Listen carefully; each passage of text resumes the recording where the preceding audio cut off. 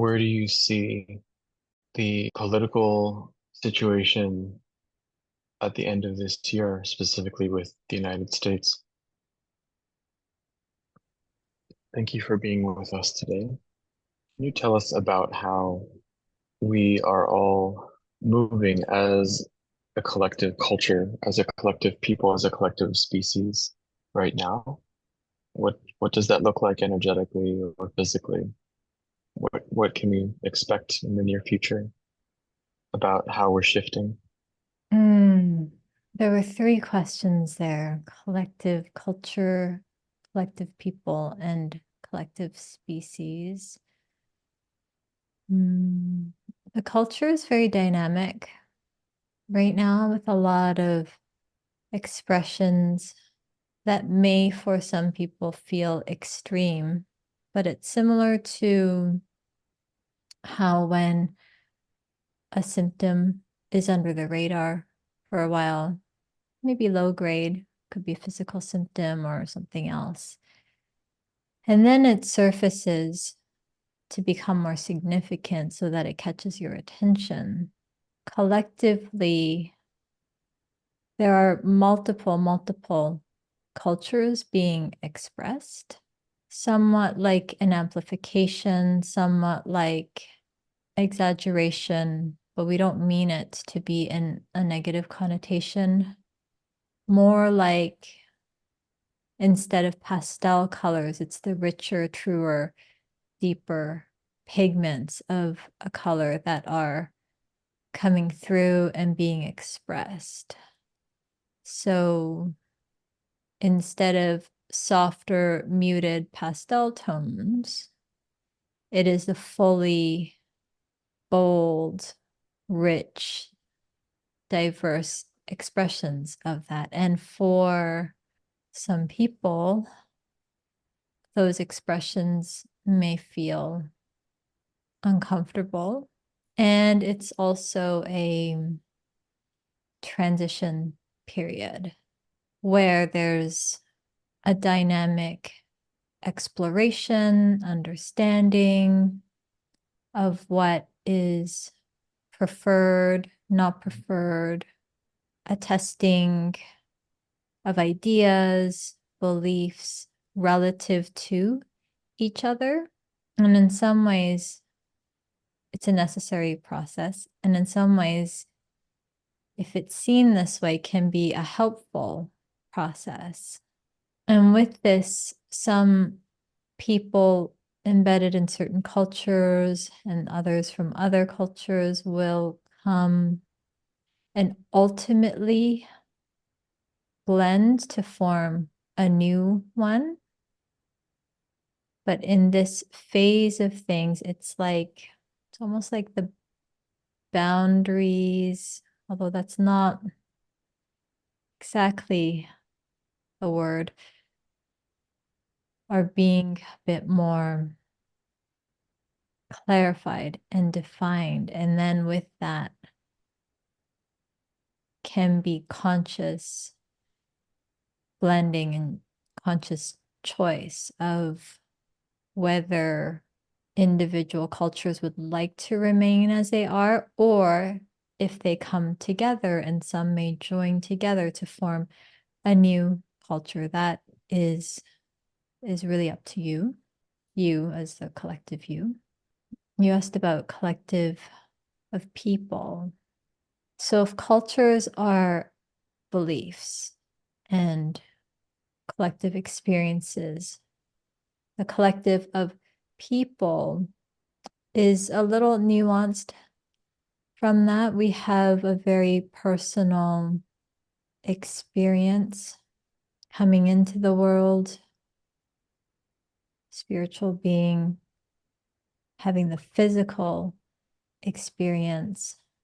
And that is also shifting, as was in your question, to a greater sensitivity with the apparatus of our physical bodies and using senses in a different way.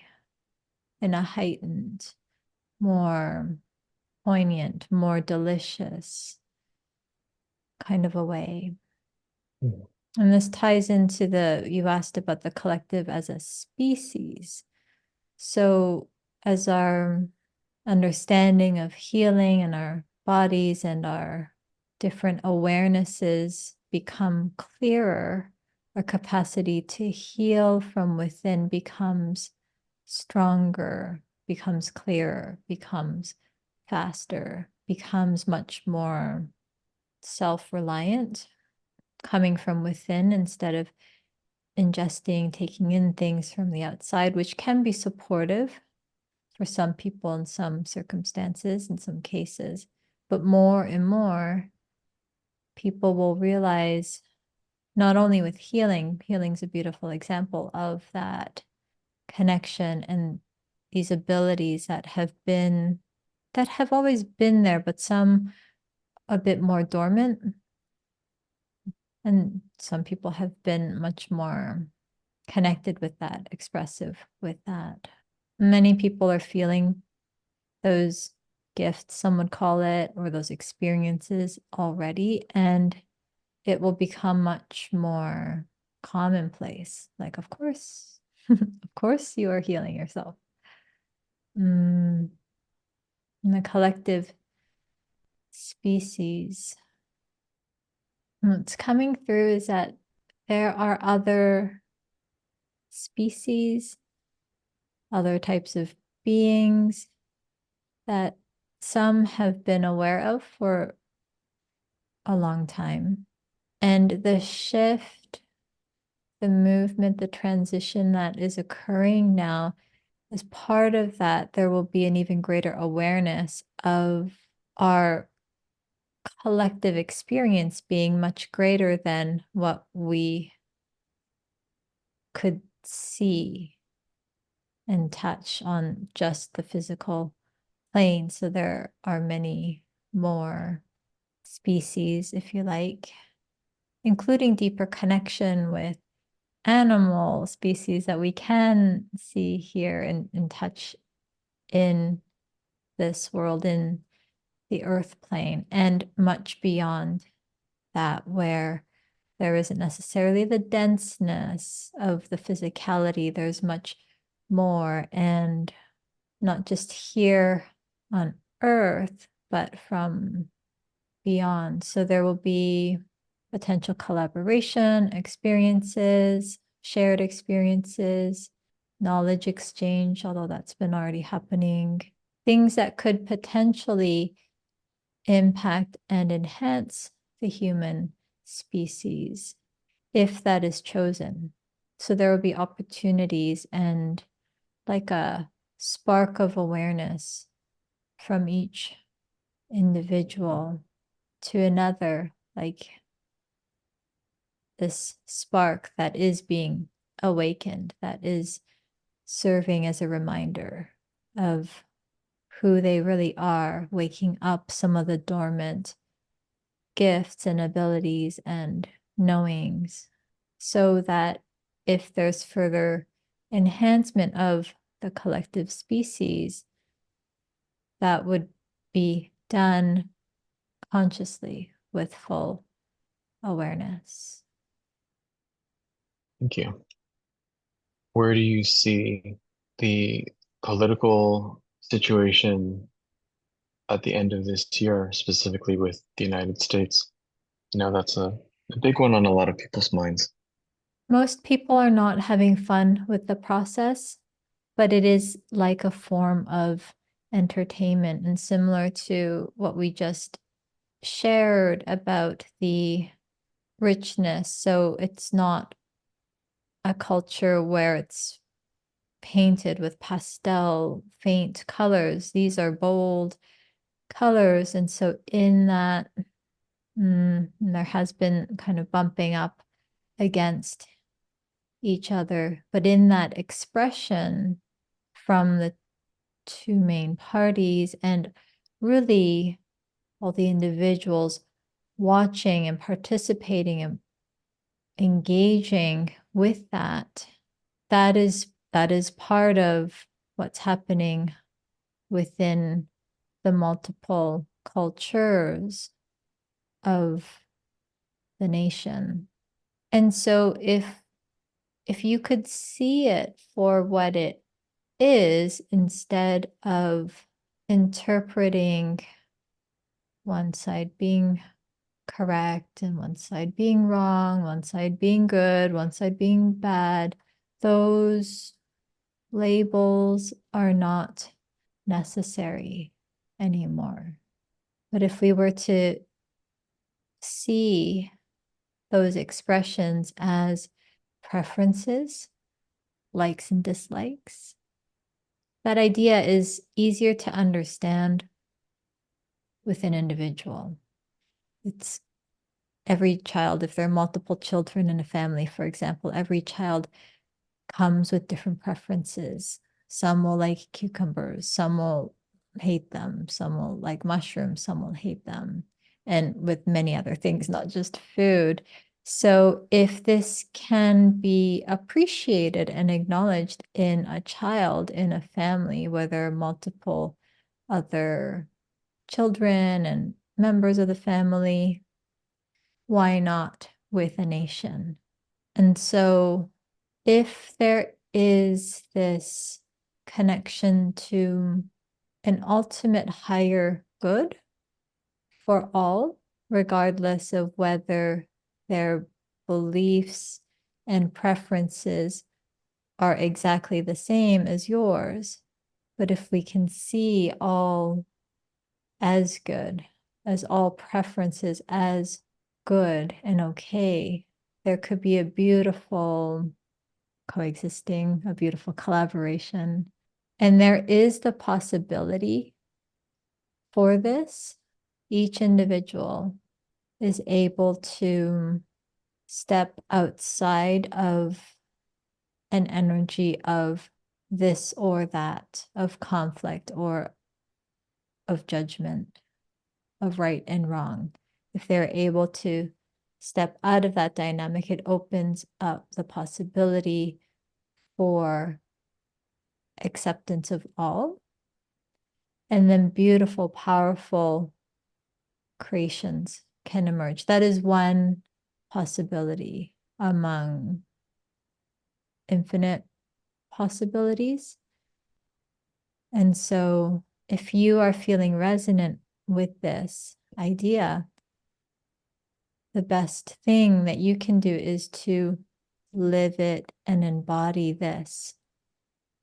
And as you do, that spark within you lights another spark within someone else, and then another and another. And it's okay if the opinions or preferences are different from yours, but if enough people have this lit up within themselves, there's great room and possibility for much more peaceful, much more loving, much more compassionate, much more productive choices to be made going forward. And that is a possibility once people can step outside of that dynamic. Thank you. Maybe we touched on this a little bit with some of the previous questions, but as far as kind of awakening an awareness of each other, awakening an awareness of that we are all one, awakening an awareness of our shared origin. Can you speak to that at all? Can you elaborate on kind of where that kind of collectiveness is moving toward? Such a beautiful question. That fuller expression of the different preferences is like different aspects of the one unifiedness that we have all come from. And in not just an attempt, in a very practical way to incarnate and come through into distinct physical bodies, not just physical, but in distinct bodies, we're able to enjoy and express those distinct angles, the different facets. And when you become quiet enough, when there's enough stillness that allows you to connect with all that is, if you've ever felt completely at one and at peace, looking up into the sky, into the clouds, or perhaps you're seeing stars, or you're experiencing a beautiful moment with a loved one, and you recognize that connection, that the I am, that everything is, and that you are a part of that, all that is. We're in a beautiful state now where we can experience that oneness, experience that all that is, and also experience a very distinct individuation that is quite unique from any other. And it's an incredible opportunity. Part of why we're here is to experience this, is to live this. And so this is one of all of our gifts. And we can have fun with it. It can be more like a dance instead of fighting with it or having the need to have resolution about, well, are we all one or are we not? If we're all one, then why would there be such conflict? And it is all encompassing and ultimately is for some very deep good. You had mentioned earlier that we are increasing our ability to connect with each other, with animals, other species. Are there things outside of what we perceive to be this planet that we will be able to connect with, as far as perhaps extraterrestrials, interdimensional beings, things like that, that will come in a more prolific way in the future? Many individuals are already connected and have seen with their eyes and otherwise. Very likely, yes, that people, as they awaken the more dormant senses and capacities within themselves, will be able to perceive and have access to things way beyond what can be gathered simply through the physical sense of touch and sight and hearing. And so it first starts with a simple acknowledgement and knowing that, of course, humans are not the only beings around. They're just visible in this earth. It's the animals, the plants, the mountains. There's so much richness and diversity here already, and there's much more. Beautiful. Mhm. So I think sometimes we get caught, we get caught up, even if we're very mindful people, we still get caught up in these 3D experiences, and perhaps they overtake our conscious mind, right? The attention of our conscious mind. And specifically when we interact with other people, right? So sometimes whether it's on a global scale or whether it's on like a relationship scale, what is a good way to truly interact with another person authentically? How do we reach another person on a soul level rather than rely on our very limited 3D perceptions? It's a beautiful question. And you already know in your heart the answer.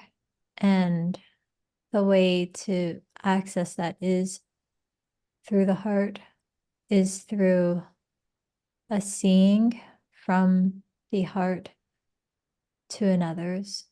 It is through unconditional regard.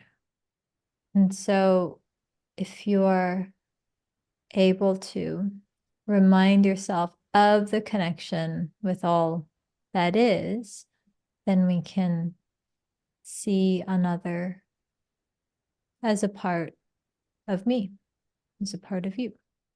And many times, very often, usually,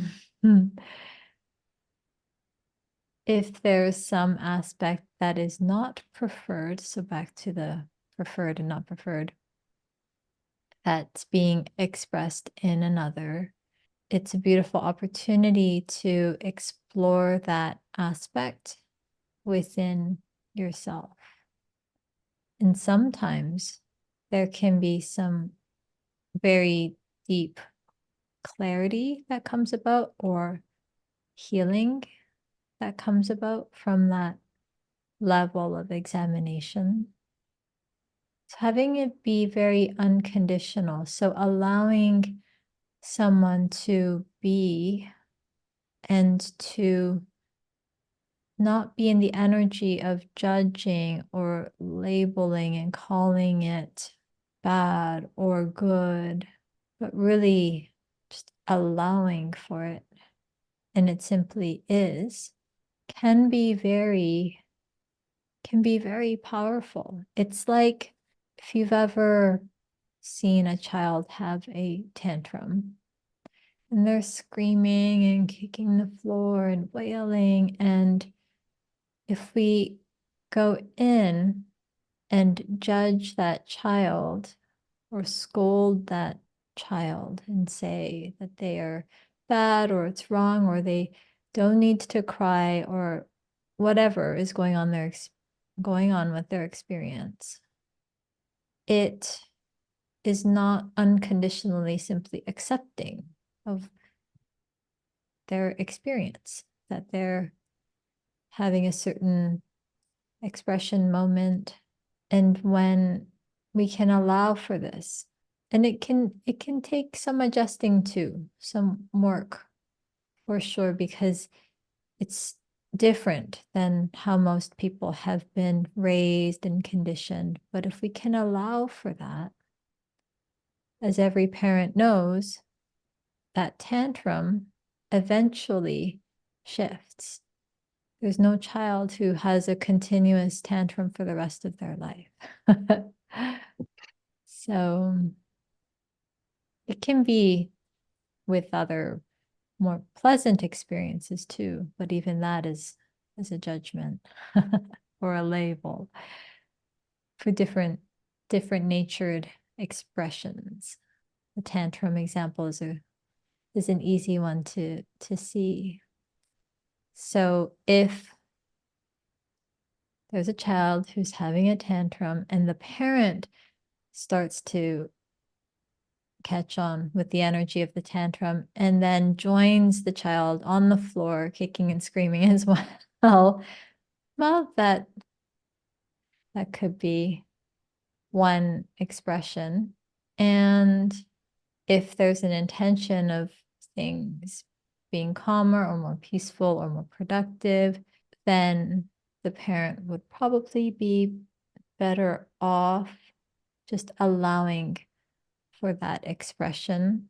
And in that, the child or the individual will feel a sense of unconditional love and regard, which is the basis for much peace and cooperation and collaboration. So that acceptance lays a framework for the unconditional love and the acceptance Mm. is that what you mean? That's right. So instead of a child outside of you, if you happen to be the one having an intense experience and you're having a version of a tantrum or something else, if you were to be given the space and the acceptance to just experience that without any judgment or fear of judgment or labels or criticism or anything like that, it would soon pass and shift into a different state, into more of a state of equilibrium, of peace. It's when there's a feeling of judgment now as adults, that judgment or criticism can come from within. So that's something that can be set aside as no longer useful if that's resonant to you. And then from there, you'll be able to access, once you allow for whatever that experience is, you'll be able to come back to a space of a state of calm and peace, and then true creativity, where you choose and direct the motion forward, whatever you wish it to be. Thank you. And let's talk about creativity a little bit too. So if somebody feels that they are blocked creatively, that they feel like they have some type of blockage preventing them from fully expressing themselves, what advice would you give? What advice would be helpful for them to hear, or what practice or what information would be useful for them to know? Creativity is ever flowing continuously, and there can be constructs and potential obstacles to accessing the creativity, but the creativity is always, it's ever present. It's like your breath. If it were not really ever present, no, you can hold it and play with the rhythm here and there, but ultimately the breath sustains your life.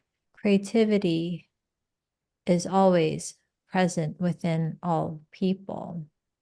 So instead of seeing it as something outside or something you catch or something that you're lucky to tap into once in a while, if we understand that it's ever present, and then if we happen to come across something that's blocking our access to the creativity that's always there, then working on addressing that, which is a very different perspective than seeing creativity as some kind of a gift that just drops from the sky. Once in a while, sometimes you're blessed with it, and then other times it just vanishes.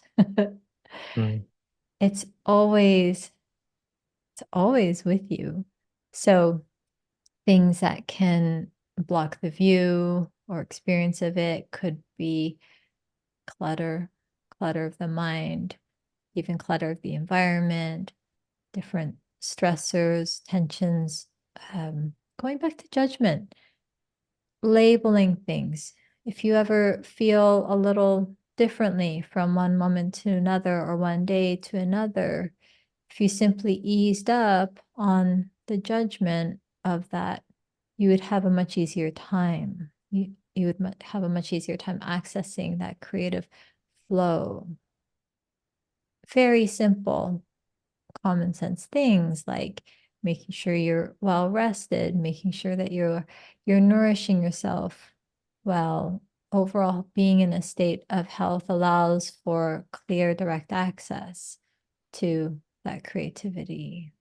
What are you feeding yourself? What, not just with food, but in your environment, in conversations, in what you're watching or listening to?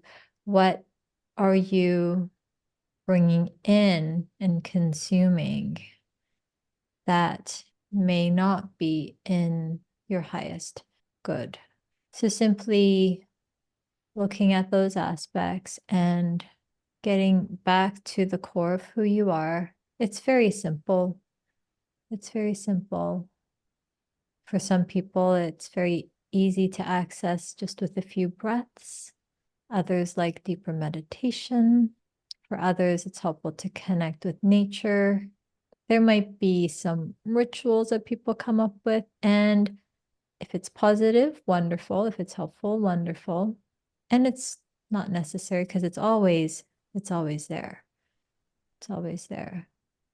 So then building connections, different pathways to allow you to access that creativity. Some of you love to write, and that connection flows right through pen and paper. Some of you like to sing or dance or paint or be creative with your hands or your body, with food, with gardens, with um, programming. With it's really endless. It's infinite.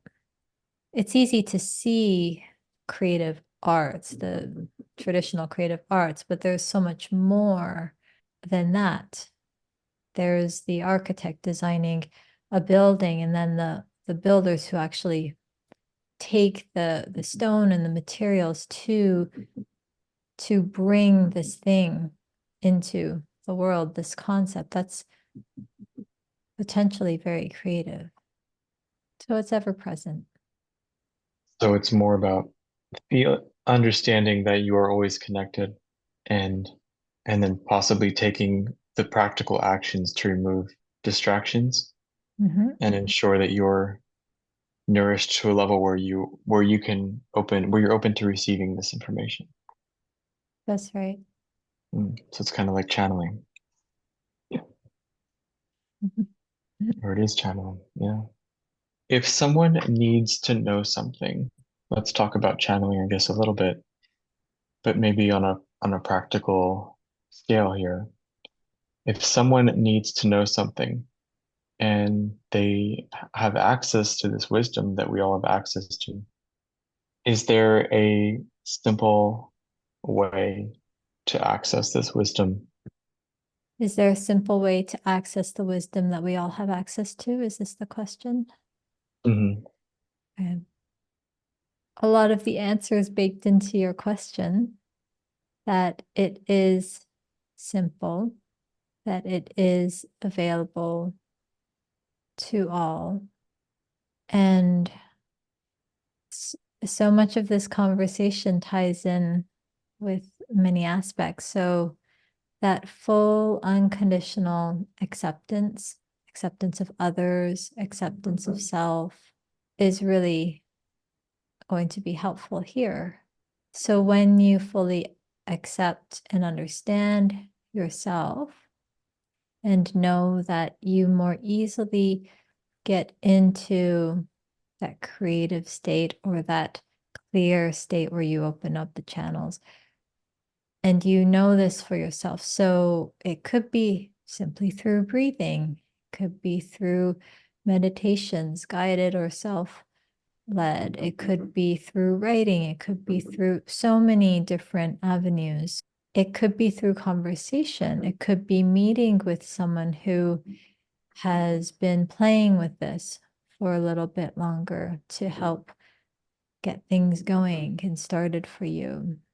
So this is part of the fun. This is part of the exploration, testing things out, seeing what resonates most with you, what works for you, and approaching it all with a beautiful level of acceptance and without judgment, really just the acceptance of it, that it is ever present, that it is always available to you, that you have access to great wells of wisdom, and knowing that for some, they can simply sit in a meditative state, cross legged on the floor, and they will access all that is amazing.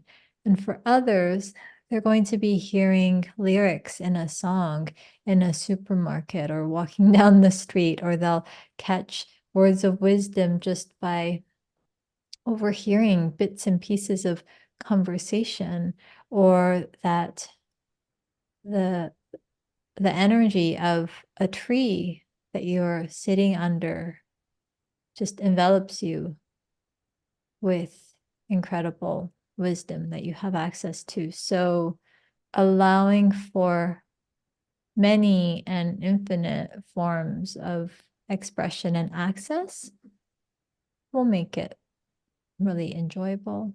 It's simple, it's fun, and of course, much has been written and shared and documented, um, also through oral traditions. So there's much richness and there's much that is available. So, however you like to access wisdom is totally beautiful.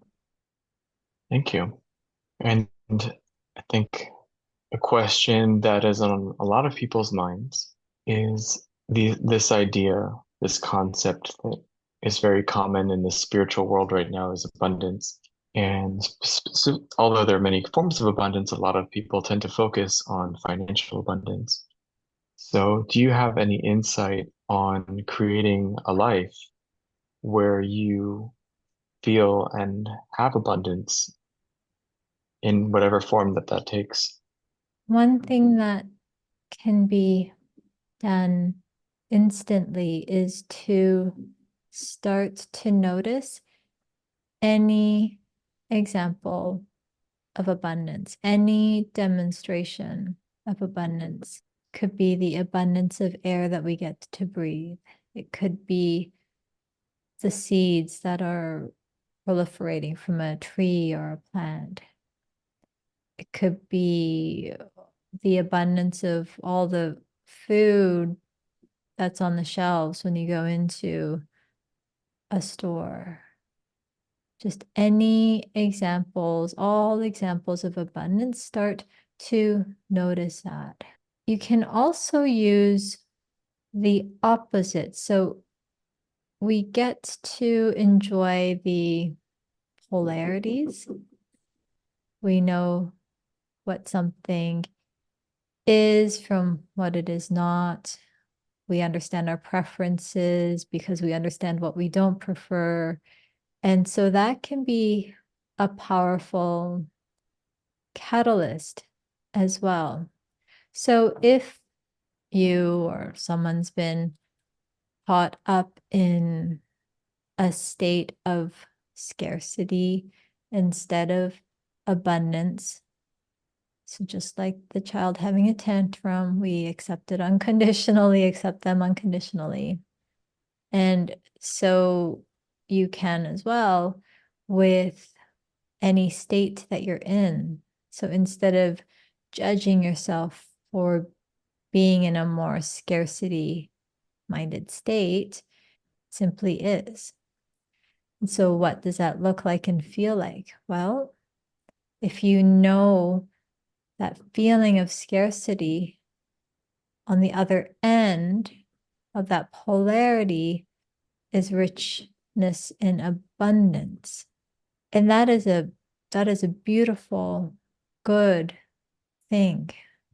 What trips people up is when they judge it, when they judge that scarcity, when they judge themselves for having beliefs or getting themselves into a situation. It can create more of the same, it can perpetuate it. And so this unconditional acceptance and love is different than deciding to stay in a scarce state forever. Those are very different things. And so if you can harness the power, it's like a seed. If you were to harness the power of one end of a polarity, we're talking about abundance and scarcity. So if you were to harness the power of that and know that on the polar opposite is the positive abundance, that there has a lot of power.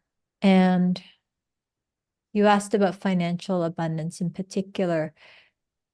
Money, finances are, those are just the effects of of you providing service or value to someone else. It's quite simple. And so when you remember that, you can work with the cause of the effect being the financial abundance, the money. Look at the cause of that, work with the cause of that. Know that there's an abundance of riches within you. You have gifts, you have many things that you can offer and share, communicate, express with the world, with others, that will help them or bring some good to them. And the effect of the money takes care of itself. It's beautiful. Thank you so much. I think those are all my questions that I have today. Thank you for your presence and your sharing and your time. It's wonderful to be with you. You ask great questions. We have to keep going. It was good. Forget which question, but I could feel like, oh, this sort of feels like I feel a little different. I feel like there were a few things that were kind of different from what's been rolling around in my head about some of those topics, Mhm. especially with the first part of it. What you said about like the tantruming and things like that, that was very interesting. I like that. About which one? The tantruming or the acceptance of Oh, yeah. Mm-hmm. someone's experience that they're currently going through is without judgment was very poignant. I thought that was great. Mm-hmm. And I had been taught that, so I've learned that a while ago, and it's quite a big difference between hearing about that idea, like, oh, that sounds like a nice idea, versus like actual in the moment Right. practicing that, because it can be intense when Hmm. someone's having a tantrum. So, Yeah, absolutely. right. Well, thank you for your time. This is fun. Thank you, Serenity. So if you would like to book your own private one-on-one channeling consultation with me, go ahead to the link in the description where you can book a time in my calendar, and you can bring your own personal questions to the session and we'll go through it together. And let me know if you enjoy this episode. Let me know in the comments which part in particular, and then if you have any questions as well, feel free to pop them into the chat, and I'll talk to you soon. I'm Serenity Iris.